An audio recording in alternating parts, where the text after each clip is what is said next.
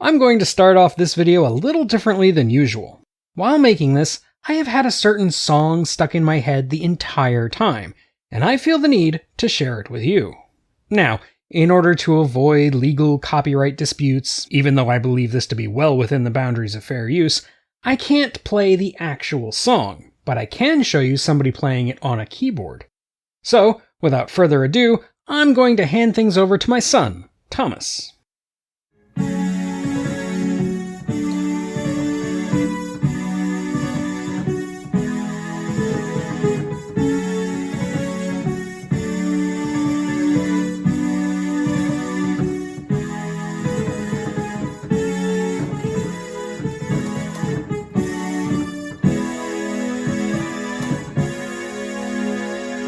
Now, just so we're clear, that song, which if you don't know is the 1986 song The Final Countdown by the Swedish rock band Europe, doesn't seem to be related to the subject of today's video.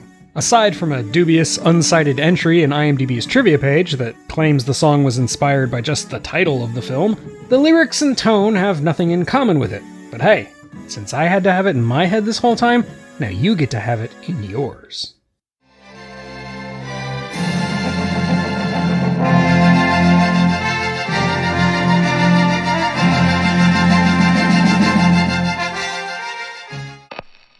While on routine operations off the coast of Hawaii, the aircraft carrier the USS Nimitz encounters a storm unlike anything seen before. Once on the other side of it, the crew of the Nimitz discovers that something is very wrong. They've traveled back in time nearly 40 years, to December the 6th, 1941, just one day before the momentous attack on Pearl Harbor. With the firepower and technology of the future, they could easily intercept and defeat the entire Japanese fleet. But what are the potential ramifications of messing with the past, and to what authority does the Nimitz answer? They must decide quickly, because the Japanese draw ever closer with every passing minute as the clock counts down to history. Before we go any further, if you could please hit that like button, we might be able to prevent an imminent disaster. If you really do like this video, don't forget to subscribe as well. Thank you in advance. With that out of the way, let's get back to the subject at hand. At the age of 23, Peter Vincent Douglas began working on the first film he would make as a lead producer. Originally titled The Last Countdown, the script went through multiple writers, Jerry Davis, Thomas Hunter, Peter Powell, and David Ambrose, and was dismissed by all the major studios. However, Peter Douglas had an ace up his sleeve in the form of his father, Kirk Douglas, who happened to have his very own independent production company, Brenna Productions. Together, they were able to secure $7 million in funding from the Film Finance Group, another independent company that would co-produce the film, with founder Richard R. St. John's serving as executive producer. Peter Douglas then got the enthusiastic support of the US Navy, which agreed to allow the film crew access to the USS Nimitz, a nuclear-powered aircraft carrier that was one of the largest warships ever made, with a total length of well over 1,000 feet. Now for perspective, that's about as long as the Chrysler Building is tall. To direct, they brought in the actor-turned-director Don Taylor, known for Escape from the Planet of the Apes, the 1973 version of Tom Sawyer, and the 1977 version of The Island of Dr. Moreau. While he did do several made-for-TV movies until his death in 1988, The Final Countdown would be his final theatrical release.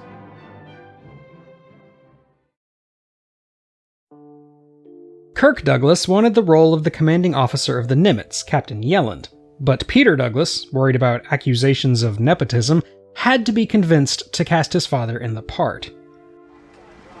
She's gotta be a dream. Similarly, Kirk Douglas was keen on getting one of his other sons, Michael Douglas, to play the lead, Warren Lasky. But Michael was too wrapped up in post-production and marketing for his own self-produced film, The China Syndrome. So instead, they got Martin Sheen, fresh off his star-making turn in Apocalypse Now. You still think it's a dream? It's a nightmare.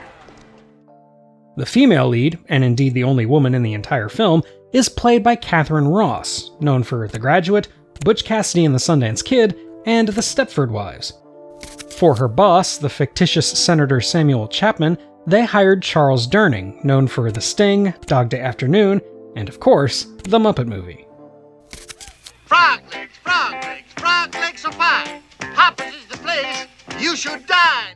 Other notable actors include James Ferrantino as the CAG officer, Commander Owens, who, spoiler alert, turns out to be Lasky's secret employer when Ferrantino and Ross don some unconvincing makeup in the final moments of the film, the Korean-American actor Soon Taek-oh as the Japanese fighter pilot Shimura, whose casting has caused controversy among those who don't realize that many Koreans fought for Japan in World War II, and the film's two producers in cameo roles, Troma co-founder Lloyd Kaufman as this communications officer, and Peter Douglas as the quartermaster.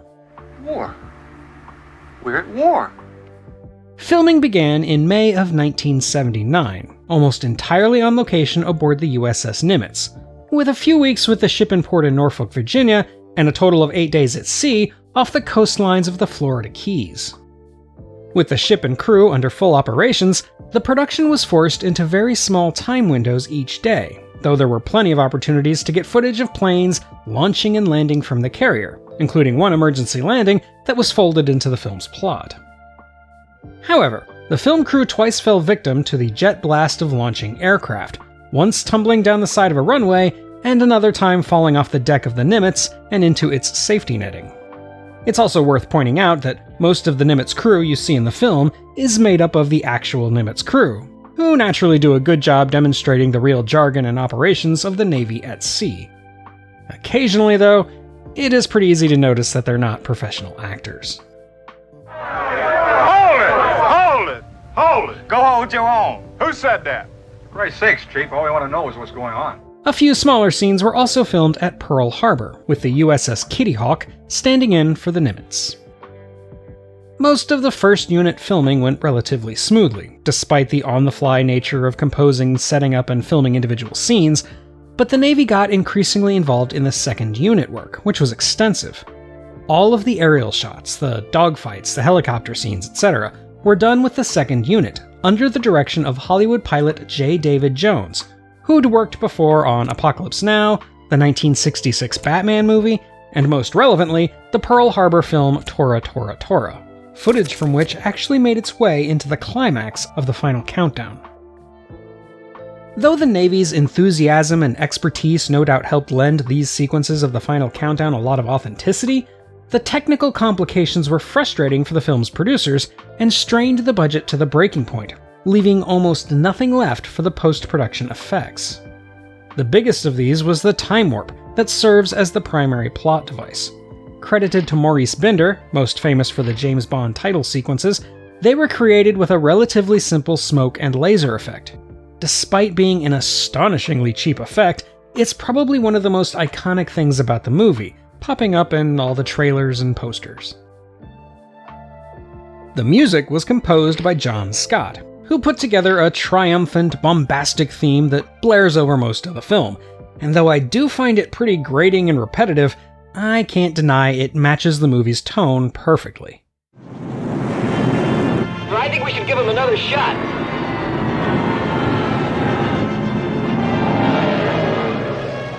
That theme was used for many years as the Nimitz's breakaway music, which is a unique tune used during replenishment operations, varying from ship to ship throughout the Navy.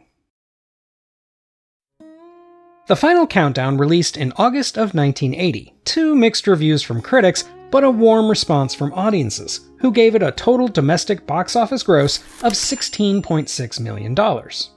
It proved to be a big hit during the home video boom, and became a fixture on cable television throughout the 80s and 90s. It was also used as a recruitment tool for the United States Armed Forces, but that didn't stop the US government from filing a lawsuit against the film's producers for undercounting the amount of hours Navy planes were used exclusively for the film, resulting in a hefty $400,000 settlement. Personally speaking, I do have fond memories growing up with this movie, and as a notoriously nitpicky time travel enthusiast, I appreciate the airtight rules and the simple exploration of the basics of time travel fiction. Oh god damn it, you can drive yourself crazy just trying to think about this stuff! Still, as an adult, I can't help but be a bit critical of the story, which doesn't bother to explain anything, and which doesn't really contain much in the way of thematic depth or character development. It's frustrating that the logic of Martin Sheen's character's place in the story is left unexplored, that the conveniently calibrated time vortex has no reason behind it, that the romantic subplot feels bizarrely understated, and that the central conundrum is only solved by the sudden reappearance of the storm rather than by any kind of organic, character-driven conclusion. It also feels a bit like a glorified commercial for the Navy, but since I was raised with a healthy appreciation for the military, that doesn't bother me too much, outside of the fact that the movie spends an inordinate amount of time showing off the Nimitz and its aircraft rather than telling its story. For the time, which shockingly is further away from the present day than the film is from the attack on Pearl Harbor, it was a pretty deep look at Navy operations during the Cold War, and though it is predictably a bit sanitized, it never quite crosses the line into pure propaganda. So, for anyone looking for a basic time travel yarn with the exciting premise of a nuclear-powered aircraft carrier placed in the path of the invading Japanese fleet on December 7th, 1941, it's absolutely an entertaining ride, and it's also a sci-fi classic.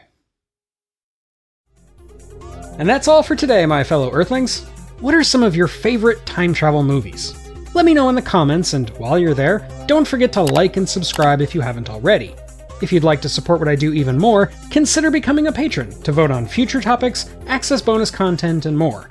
Also make sure to check out my podcast, The Streaming Heap, available wherever you get your podcasts, and my debut novel Paradox, available on Amazon.